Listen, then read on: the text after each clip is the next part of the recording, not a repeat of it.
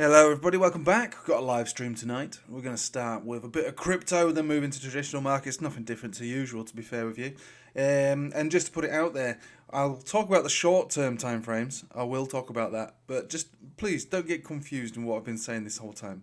Since December, I am absolutely trying to push the idea home that this is not a massive parabolic peak in the market. It's definitely a trading environment and we can enjoy that, but later on this year there will be a consolidation and it can take us down to levels that you might not think are possible right now, but they absolutely definitely are. So that out of the way, let's have a look at the shorter term timeframes. We'll start with Bitcoin. And by the way, I've moved on to the Binance app because HyperTrader 3.0 has somehow forgotten to have me as a subscriber, so we'll hopefully get back to that later. Doing the live stream tonight as well, if anyone wants to join that. The Patreon members, obviously, description has the links that you might want. There's also Telegram and all that other stuff down there too. Right, so let's get looking at Bitcoin, shall we? Bitcoin daily pumping. However, we have now lost the 7 simple moving average. This might not be a big deal for anyone. It's not too much of a problem, to be honest. But the way that the 7 simple works, which is this little skinny line, is that it's normally the last stage of a pump or a dump. So when there's a big trending move and we sort of bounce away and start to move away from moving averages, and let's face it, Bitcoin hasn't touched a moving average on a daily since all the way back down here at 43,000, where that big move's really started to kick into gear, right? So we've been floating above all of these moving averages, being extremely bullish. Normally this represents, extreme bullish behavior. Traders aren't trading it, people are just buying it. That's what it means. It's not being traded as much as it's just being bought blindly. There's nothing wrong with that, but from a trader's perspective, you couldn't enter really into any of these based on the daily. It's been too bullish. Last time we saw something similar to that, feels like a long time ago, really, but we broke away from over here, back from the the 16,000. We started to pump up. We hadn't touched anything in a while. 7 simple held it for a little bit. Then it started to get retested. Then we lost it, and then we came back down. It wasn't too much of a big problem, to be honest with you. Historically, this isn't a big deal. It's just the way that trending moves work. Again, these are all these areas back down here are all quite bullish as well, but nothing really compares to how it looks recently. And maybe the beginning of the bull market 2019. Let's have a look at that. Yeah, we shot up. We used the 7 simple. We dipped down to the 10, dipped down to the 10.21. So yeah, I mean, to be fair with you, this is the most bullish it's been in a long time as far as buying is concerned. I've not really can't really recall a period where the Bitcoin is being bought in this way, which is fine. But looking at it now, over the last 1, 2, 3, and 4 days, the 7 simple has become useful once again, and now. Again, it's early days because this is a new candle body that opened above the 7 simple and is now currently sitting below the 7 simple. It might be that we're looking to retest some of the lower zones. Now, it is still definitely bullish, and traders will look at this as an opportunity, and the first opportunity is going to be a 10 exponential, which is around 50,600. We've seen that recently get tagged, which is this wick over here. A little skinny blue line. We don't like that. My big fat white line. And that is not any way meant to be misinterpreted. I am not an irresponsible young teen looking for those kind of big fat white lines. So let's have a think. So that is reasonable based on what we see right now to expect a pullback and a bid to be kicked in around 50,500. That is absolutely 100% a trade that can be made. However, if it was to lose that area, which it might, we can't always assume that areas hold. So that is a tiny little 2.5 or 2.2% pullback. What would be the next area? It's going to be your 21 exponential, which is actually a little bit further down now. Feels a little bit more of a pullback at this stage, and that's a 6.5% move. So we've been spoiled in crypto. We've been spoiled for months and months now. It seems as though it's just too easy to make money in crypto. It has been since September, October. We've just been making loads of money on it. And, like I say, you can kind of get complacent thinking that you can just buy everything all the time and expect to make good money back. It's not always like that, obviously. People forget that, just as they forget that you can make money out of crypto when we're just constantly going down. So things will change. Things always change. This might be where things start to change. The operative word being might. I'm not calling for the 6.5% move, although looking at it now, as of this very moment in time, I wouldn't be surprised to see that. And if it was to go down to that level, it would again be a buy the dip. Traders are going to step in. When you have something this bullish, you're going to get at least, if anything, a dead cat bounce, if not a continuation, because that is basically a Bollinger Band, really. The center of a Bollinger Band, that's the medium area. And so while being above that level, you're 65% more likely to remain above that level. And obviously, if you want to get the best bang for your buck, you buy at the at that moving average, which gives you the 65% more likelihood of bouncing from it and maybe even continuing up with the uptrend into a new local high. So, trader's perspective, it's not the greatest odds, but the odds are in your favour, for the bulls to bounce from that level. So I'm not calling for crashing or dumping or horrendous chaos at this point. I'm looking for a pullback to either this level, and if that gets lost, then this level, which would be a buy the dip. And you know what? I wouldn't be buying the dip on Bitcoin. I would be buying the dip on altcoins because they are exceedingly bullish. As of this moment in time, the rejection is now, even though it was a bit messy, it's become more evident that it's clear rejection on the dominance chart in the form of a symmetrical triangle using the 200 exponential as the support, and obviously this trend line as the resistance. We saw this over here, bang, bang, bang, and then up and away. This is a bullish chart. We do have a pump signal. That's not invalid. That is definitely a pump signal. That is a real thing. So where are we going to get lift off from? Well, given the fact that we've lost the Bollinger Band, a rejection around 53.3% seems relatively likely, unless, of course, the market dumps. If Bitcoin dumps 6%, we can consider altcoins to dump by 6 or more percent, and that's probably going to move this back up again. Whether we get another rejection from the trend line is different.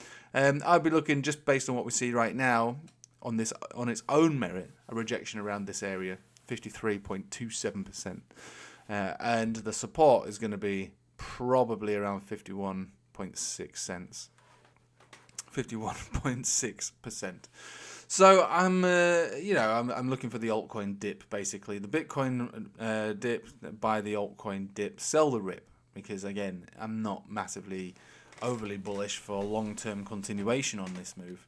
I'm looking for trades, and those trades will be given to us by dips.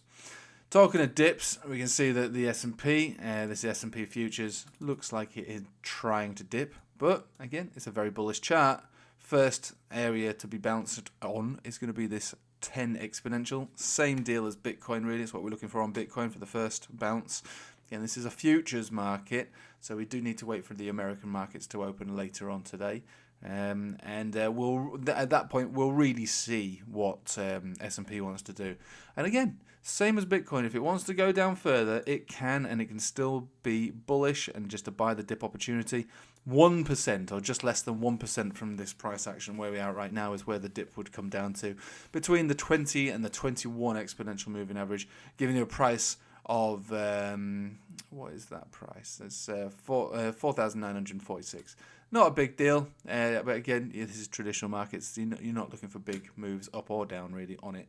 But I still believe quite strongly that a consolidation is on the cards. It's due. That's a good level for it to come from as well for the S&P.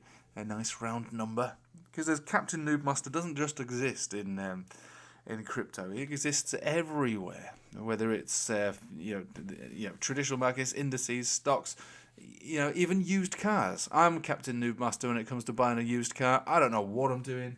I'll buy anything that looks nice. I have no idea what the hell is going on with a used car. So we're all Captain Noob Master in some places. The Captain Noob Master does like a round number. And that 5,000 is a round number.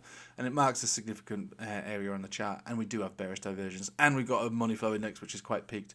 Either way. So the Dixie. Dixie, again, is the opposite of bearish. We're above most moving averages. We're about to incur a golden cross probably at some point this week, provided we maintain price above 103.8. I think we probably will. To be honest, I think we probably will, and if that's the case, we'll continue with what I would see and call a uptrend. Really, I mean, it's it's a bit of a no-brainer, really. It is an uptrend. Next major resistance 105.3, same as before.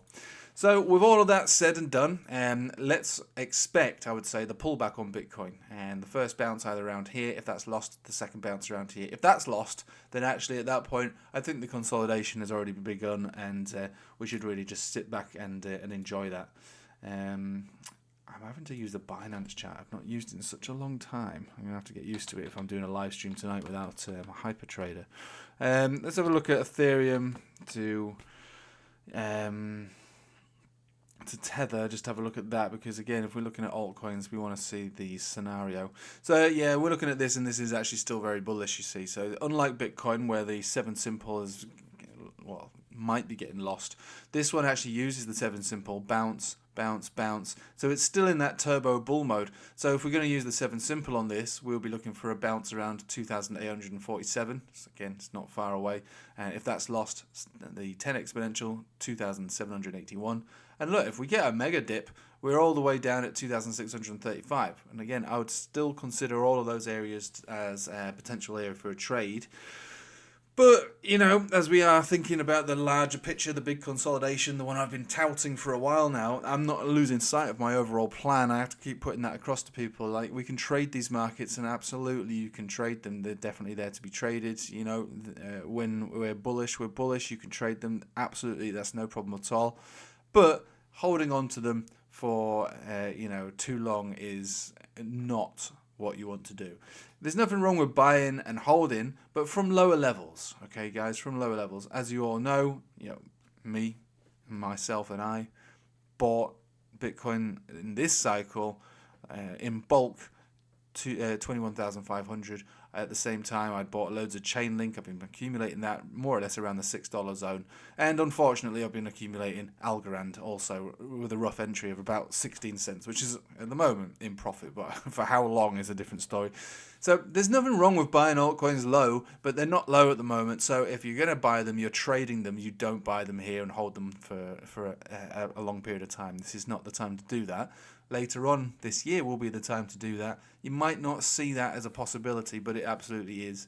I'm telling you, it's almost guaranteed to find much lower prices. So I don't want to talk you out of your plan. If you've got a plan, that's your plan. You stick to your plan. Don't let me deter you. That's always a problem with, if you want to call me an influencer or just some kind of tool on YouTube who's just talking stuff. My plan is very clear. I can trade these markets every other day when an opportunity presents itself, like perhaps maybe even today on today's dip. However, my big plan is to go hard and heavy much later on this year, because since September, October, November, December, it's been an incredible tradable market. Even recently has been pretty good as well, but back then was the bulk of the gains.